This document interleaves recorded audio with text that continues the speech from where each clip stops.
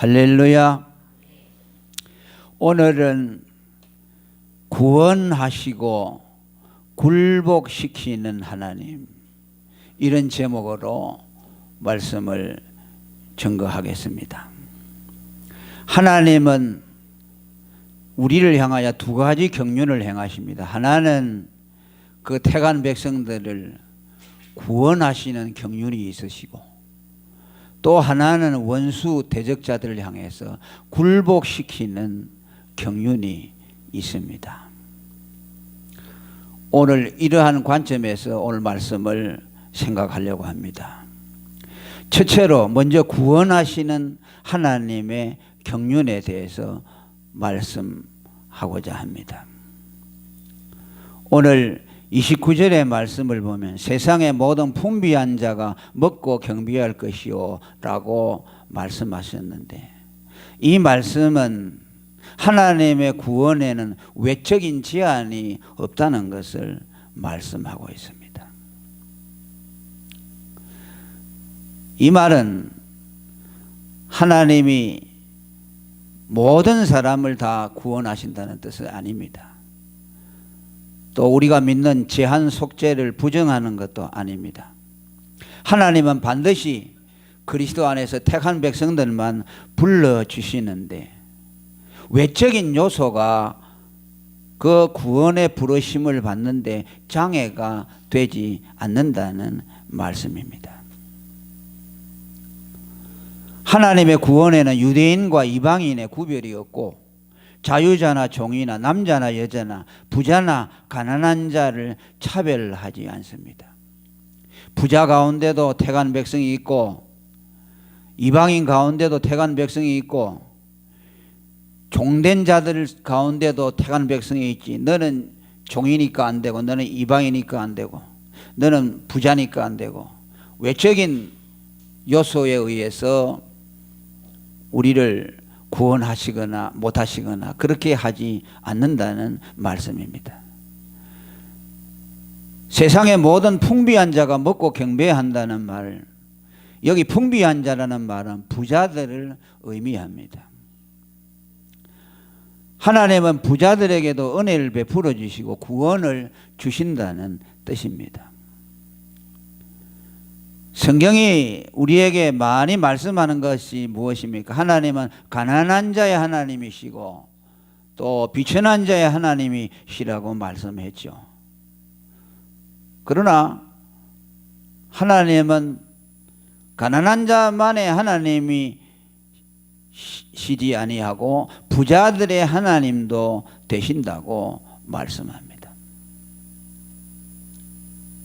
물론 하나님은 가난한 자들에게 믿음을 부욕해 하신다고 야고보서 2장 5절에도 말씀했습니다만은, 또 하나님은 세상에 약하고 비천하고 어리석고 무지한 자들을 택해서 세상에 강하고 지혜로운 자들을 부끄럽게 한다고 말씀하기도 하셨습니다. 그렇다고 해서 하나님의 구원이 거기에만 한정되는 것은 아닙니다. 부자라고 해서 너는 부자니까 구원해서 제외시킨다, 너는 똑똑하니까 구원 안 시킨다, 그런 의미는 아니라는 말씀이죠. 너는 능력이 많으니까 구원 안 시키겠다, 그런 말씀이 아니라는 뜻이죠. 예수님은 마태복음 19장 23절에서 부자가 천국에 들어가는 것이 약대가 바늘구멍 들어가는 것보다 어렵다고 말했습니다. 그 말을 듣고 있던 제자 베드로가, 그러면 누가 천국에 들어가 계십니까? 부자들이 얼마나 많은데요. 가난한 자들만 천국에 들어간다면 그 많은 부자들은 어떻게 할 것입니까? 라고 물었을 때 예수님은 26절에 사람으로서는 할 수 없으되 하나님으로서는 모든 것을 할 수 있다고 말씀합니다. 부자도 하나님이 하시면 구원받을 수 있다는 말씀입니다.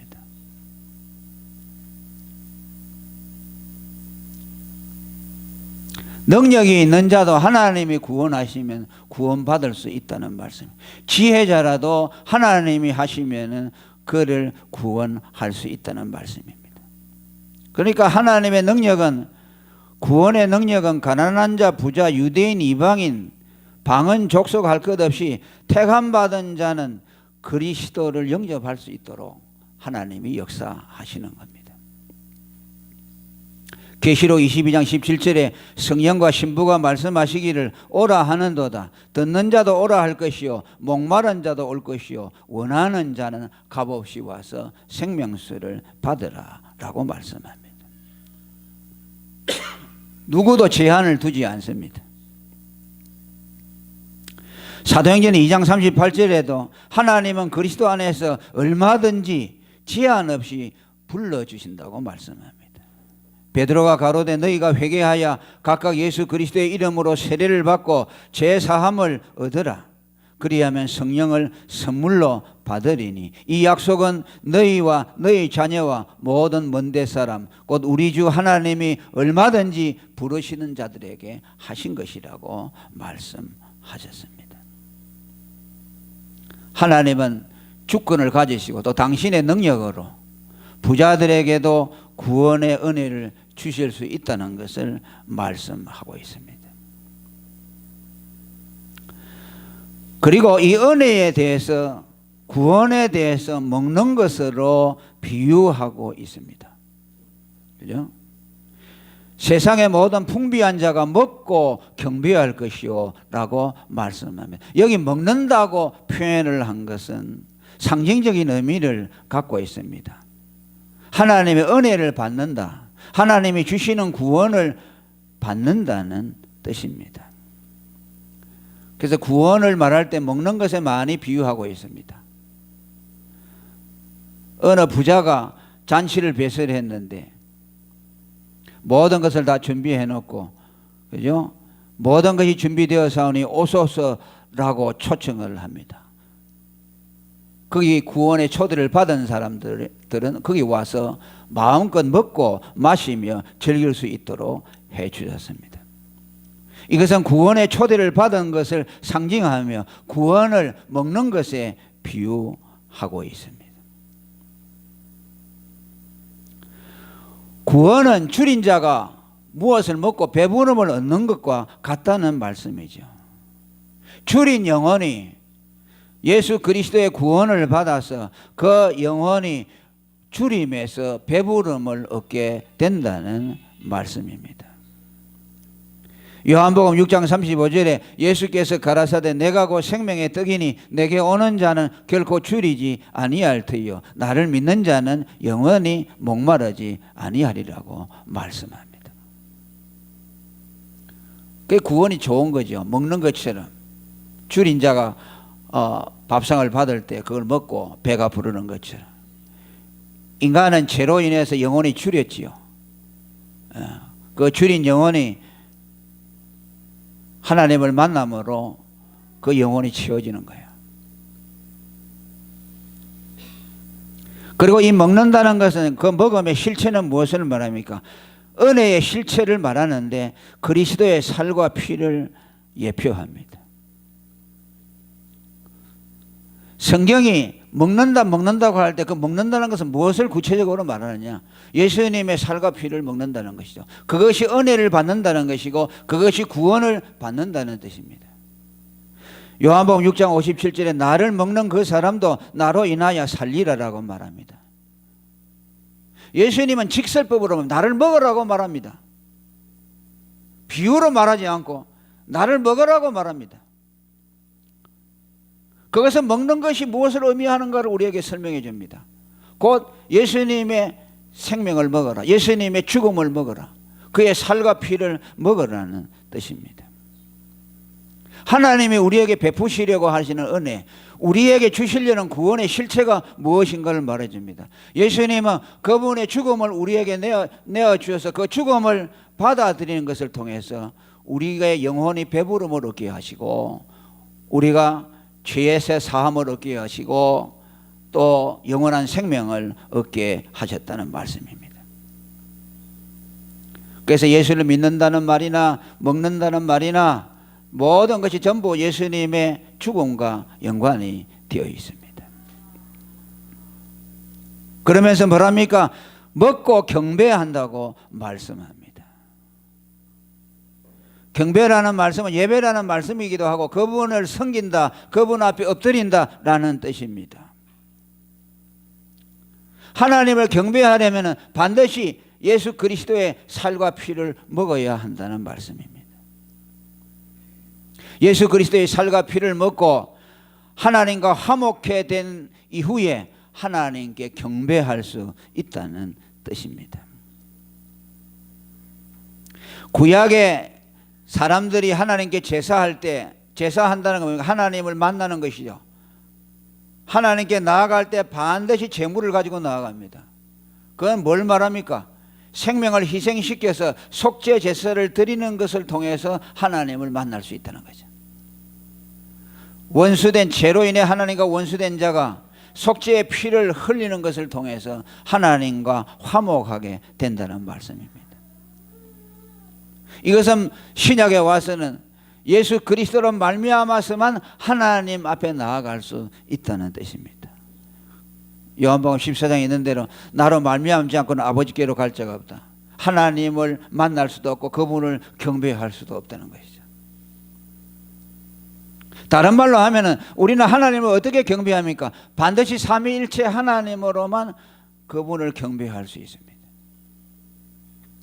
예수 그리스도의 대속을 힘입어서 하나님께 나아가면 하나님과 아들 그리스도로 말미암아 성령이 우리에게 부어지심으로 하나님의 임재를 경험하게 되고 하나님을 만나게 되고 하나님에 대해서 체험하게 되고 하나님의 사랑을 경험하게 됩니다. 반드시 예수님을 통해서 하나님을 만나야 되고 반드시 하나님께 예배해야 합니다. 할렐루야. 그래서 우리는 예배할 때마다 예수님의 이름을 높이고 삼위일체 하나님을 우리는 부르는 겁니다. 그 다음에 두 번째로 하나님은 굴복시키는 하나님이신데 이 굴복시키는 하나님은 구원의 하나님과는 전혀 다릅니다.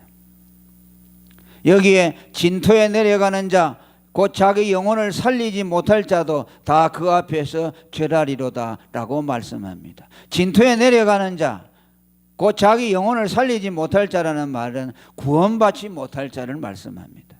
불택자들을 말합니다. 하나님의 원수된 자들을 말하고 있습니다. 그런 불택자들, 하나님의 원수된 자들도 하나님의 권위에 굴복하게 된다는 말씀입니다. 굴복과 구원은 비슷한 것 같지만은 정반대의 의미를 가지고 있습니다.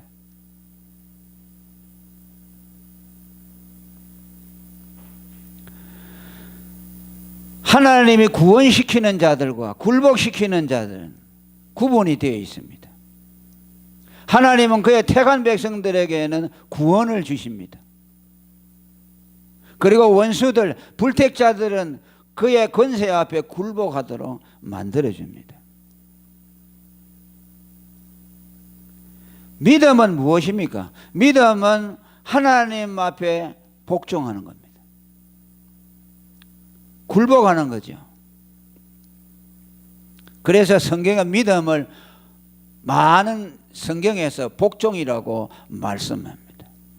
이것은 뭐 행위를 가지고 복종한다는 뜻이 아니고 율법적인 복종을 한다는 뜻이 아닙니다. 마음의 복종이라고도 말하고 하나님의 권세 앞에 엎드려진다는 것을 말씀합니다. 예수 믿고 구원 얻는 사람들은 예수님 앞에 복종함으로 말미암아 구원을 얻는 것을 말씀합니다.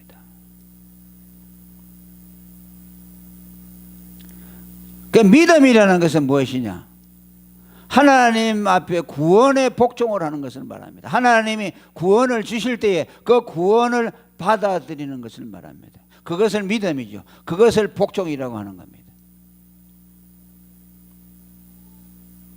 그래서 빌립보서 2장에 그리스도의 이름 앞에 무릎을 꿇고 그를 주로 고백하는 것, 이것은 복종이죠.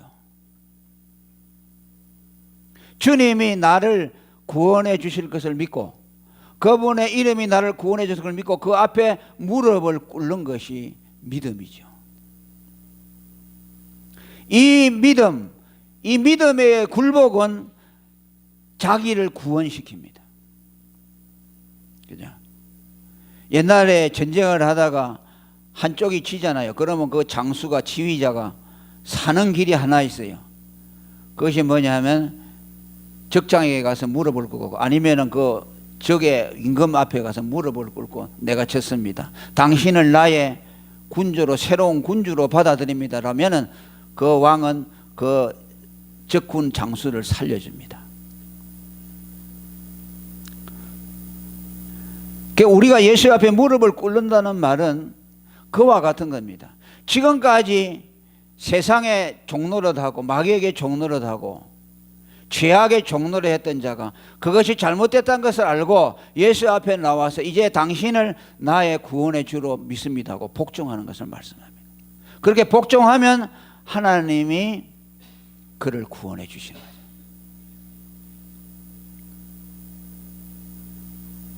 이건 살리는 거죠. 이 복종은. 다시 말하면 믿음은 자기를 살리는 복종입니다. 그런데 자기를 살리지 못하는 복종, 굴복이 있습니다. 이것이 바로 원수와 불택자들이 하는 굴복입니다. 이는 자기가 자원해서 하는 것이 아니라 그리스도의 능력과 권세 앞에 어쩔 수 없이 굴복하는 것을 말씀합니다. 오늘 진토에 내려가는 자, 곧 자기 영혼을 살리지 못할 자도 그 앞에서 절한다는 말씀의 의미를 뜻합니다. 여러분, 마귀 귀신들도 예수님 앞에 와서 벌벌 떨면서 굴복했지요. 야고보 2장 19절에 보면 귀신들도 하나님은 한 분이신 줄 알고 떠든다, 믿고 떠든다, 떨고 하나님은 한 분이시다 그러죠.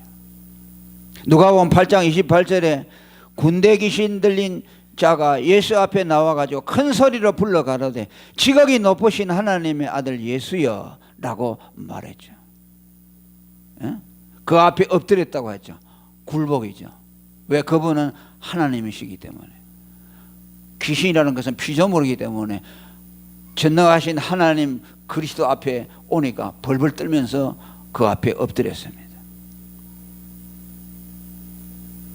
그리고 31절에 보면 무저갱으로 들어가라 하지 마시기를 강구했더니 예수님이 자비를 베풀어서 많은 돼지떼에게 들어가라고 명령하니 그 군대 귀신이 돼지떼에게 들어가서 2,000마리 이상 되는 돼지가 미쳐서 바닷속으로 몰사했다고 말씀합니다. 그런데 그들이 복종하지만은, 굴복하지만은 그들은 회개하거나 그리스도를 받아들이지 않아요. 굴복으로 끝나죠. 그게 귀신이 하는 짓이죠. 귀신과 마귀는 그리스도를 두려워하지만은 그냥 무적행만 보내지 마시오, 불못에만 던지지 마시오 라고 끝나지 거기에서 더 나가지 못해요. 그냥 두려워하는 것이죠. 그냥 굴복하는 것이죠. 이것이 구원하고 차이예요. 구원은 뭡니까? 예수님 앞에 무릎을 꿇으면서 예수를 자기의 구원자로 고백하고 받아들이죠. 그러니까 그 복종이 그를 살리는 거죠. 그러나 이 굴복하는 원수들은 그리스도를 두려워하지만은 그를 받아들이지 않기 때문에 그 굴복이 그를 살려내지를 못한다는 말씀이죠. 귀신들만 그러는 것이 아니고 바리새인과 서기관들도 그랬습니다. 세례 요한과 예수님이 회개하라 천국이 가까웠다고 광야에서 외쳤을 때 그 회개의 외침을 듣고 그들은 하나님의 진노를 피하려고 세례 요한에게 와서 세례를 받으려고 했습니다. 그럴 때 요한이 뭐라고 했습니까? 마태복음 3장 7절에 보면은 바리새인과 사두개인들이 세례 베푸는 데 오는 것을 보고 이르되 독사의 자식들아 누가 너희를 가르쳐 임박한 진노를 피하라고 하더냐. 그러므로 회개에 합당한 열매를 맺고 속으로 아브라함이 우리 조상이라고 생각지 말라. 내가 너희에게 이르노니 하나님이 능히 이 돌들로도 아브라함의 자손이 되게 하시리라. 그들은 하나님의 심판을 두려워합니다. 그러나 회개하지 않습니다. 여기 회개하지 않는다는 건 무슨 말입니까? 자기가 죄인이라는 것을 인정하고 그리스도를 구세주로 받아들이는 것을 말씀합니다. 그들은 자기가 죄인인 것을 인정하지 아니하고 자기 의의를 세워서 하나님 앞에 서려고 하기 때문에 회개할 수가 없죠. 회개는 누가 합니까? 죄인만이 하잖아요. 그들은 자기가 죄인이라고 생각하지 않기 때문에 회개할 수가 없죠. 회개를 하지 않고 죄인이라고 인정하지 않으니 죄인의 구주이신 그리스도를 받아들일 수가 없죠.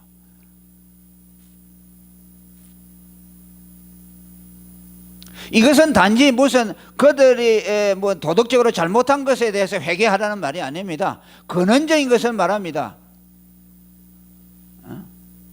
이걸 가지고 또 어떤 분들은 설교할 때 그냥 회개하라 그러니까 무슨 자기가 도덕적으로 잘못한 거 이런 것만 생각하죠. 그게 근본적인 것이 아니죠. 이들은 굴복하고 하나님의 두려움을 나타내지만 자기가 죄인임을 인정하고 회개하지 않았기 때문에 그 굴복이 자기의 영혼을 살릴 수가 없었다는 말씀입니다.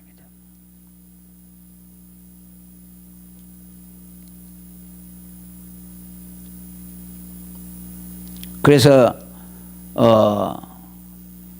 이 구원이라는 것과 굴복이라는 것이 아주 단어는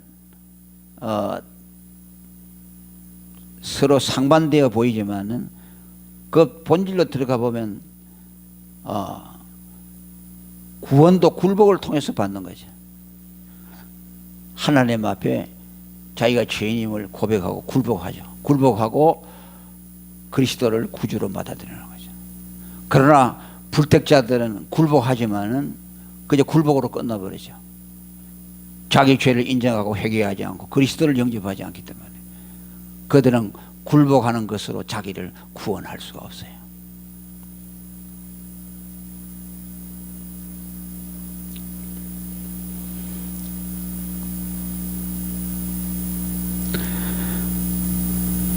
그리고 오늘 읽지 않았습니다만 30절 한번 읽어봅니다. 시간이 남았기 때문에 한 절만 더 봅니다. 30절 시작. 30절 하면 자 30절 시작. 아멘. 여기서 하나님은 당대의 하나님만이 아니고 대대로 믿는 자의 하나님이 되셔서 그 후대를 이어서 그들이 하나님을 섬기게 될 것을 말씀합니다. 그 신앙이라는 것은 계대를 이어가는 거죠. 오늘 교회도 계대를 이어가야 되죠.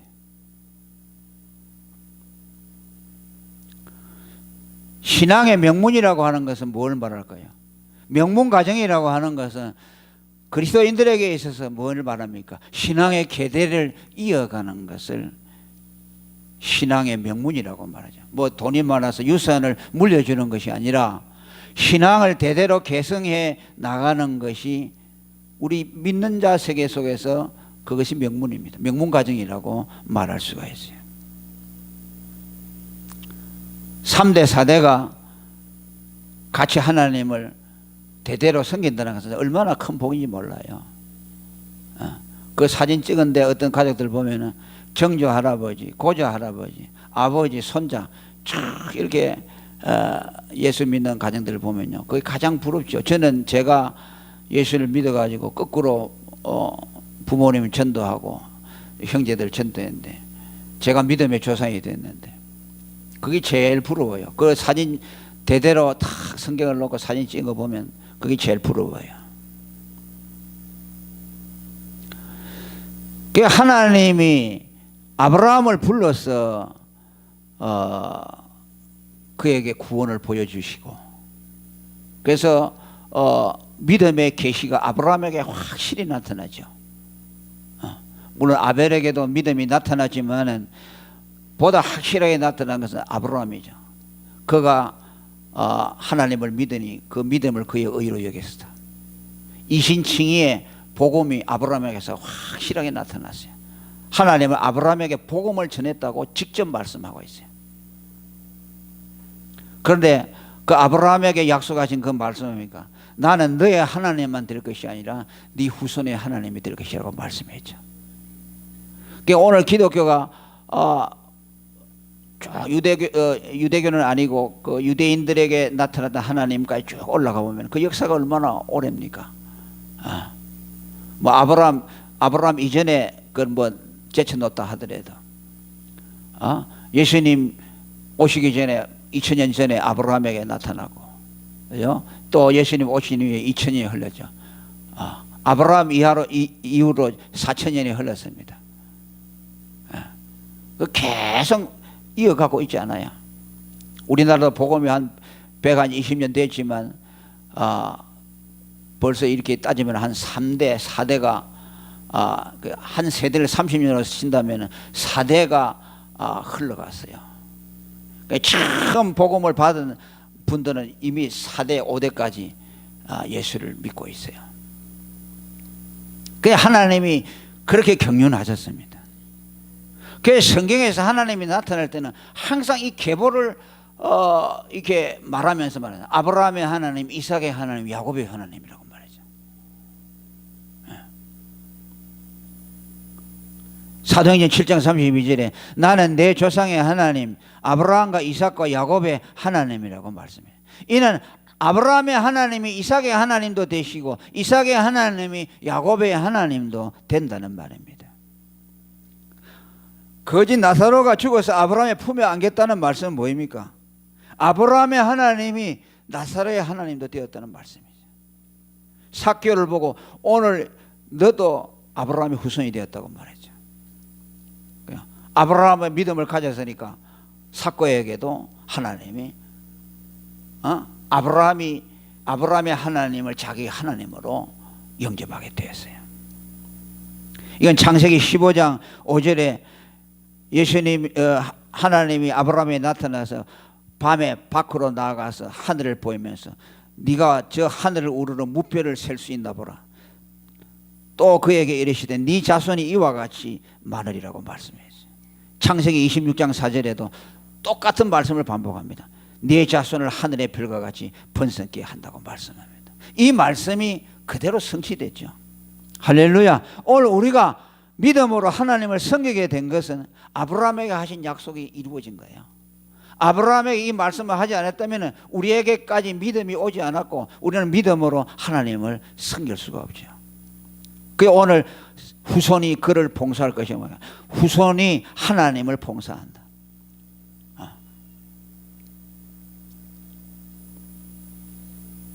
그러니까 우리 기독교는 뭐냐? 언약의 종교예요. 하나님이 언약한 대로 되는 거야. 그 언약이 중요해요. 예수 믿어서 구원을 얻는다. 왜 얻느냐? 하나님이 아브라함에게 언약했어요. 그 뭐 구약에는 행해가지고 구원을 받고 신약에는 믿어서 구원을 받고 어떤 사람은 이게 딱 잘라가지고서 이분법으로 나누고 구약의 하나님이 다르고 신약의 하나님이 다르고 그렇게 생각하는 사람이 많잖아요. 그렇지 않죠. 그러면 하나님이 변질된 하나님이죠. 하나님은 구약의 하나님과 신약의 하나님이랑 똑같죠. 믿음으로 어렵다함을 받는 것은 이미 하나님이 그리스도로 말미암아서 창세전부터 세워놓으신 언약입니다. 그냥 거기에 오늘 우리가 참여하게 돼서 믿음으로 하나님을 섬기는 자리에 서게 되었습니다. 이것이 우리가 받은 복이죠. 하나님을 섬기는 것이 복입니다. 아멘. 후손이 하나님을 봉사할 것이요. 이것이 하나님의 약속, 아브라함에 주신 약속이에요. 너만 하나님을 섬기는 것이 아니고 너의 후손도 나를 섬길 것이다. 그것을 이제 이미 유대인을 뛰어넘어서 오늘 이방인에게까지. 그러나 아브라함이 할례를 받은 그 시점을 통해서 우리에게 말씀한 것처럼 그가 이미 믿음으로 어렵다함을 받은 이후에 그 인친표로서 할례를 받은 것처럼 율법과 할례와 상관없이 아브라함이 믿음으로 어렵다함을 받았다는 것이 그 언약이 오늘까지 그대로 유효해서 우리가 이 자리에 설 수 있게 되었습니다. 그래서 우리는 아브라함 할아버지에게 감사하고 이제 그보다 더 우리 하나님께 감사하고 또 우리를 위해서 피 흘려 주신 예수님이 피 흘려 주지 않았다면 우리는 하나님을 섬길 수가 없죠. 그죠? 먹고 경배하리라 오늘 하신 말씀이죠. 그러잖아요. 먹고 부자들이 풍부한 자들이 먹고 하나님을 경배할 것이다. 그 말은 조합이 안 돼 보이죠. 왜 하나님께 경배하는데 먹으면서 경배하느냐 그 말이에요. 예수님의 살과 피를 먹어서 하나님과 화목한 자만이 하나님을 섬길 수 있다. 그러니까 이건 특권이죠. 예수님의 피뿌림을 받았다는 것이죠. 하나님과 화목했다는 것이죠. 그래서 우리는 이 하나님을 섬기게 된 것, 하나님을 봉사하게 된 것이 우리의 복으로 알고 하나님을 섬기는 일에 우리는 기쁨으로 이 일을 감당하고 또 우리 앞으로 후대들에게도 우리가 물려줄 유산이 무엇입니까? 내가 아빠 엄마가 하나님을 섬긴 것처럼 너희들도 하나님을 잘 섬겨라. 그게 우리가 물려줄 유산이죠. 하나님을 섬기는 사람이 되어야 된다. 너만을 위해 살지 말고 하나님을 섬기는 사람이 된다. 그것이 오늘 예수님 오실 때까지 계속 이어질 것이요. 앞으로 태어나지 않은 그 사람들도 예수님 오실 때까지 이제 그 언약이 찰 때까지는 그것이 계속되는 거죠. 그 자손에게서 하나님 섬길 자가 또 나게 하고 또 우리 또 손주들에게서 하나님 섬길 자들이 나게 하고 그렇죠. 이것이 하나님이 우리를 세우신 목적이고 하나님은 우리를 통해서 섬김을 받기를 기뻐하시는 분이라는 것, 이것을 우리가 잘 인식하는 시간이 되시길 바랍니다. 통성으로 기도하겠습니다.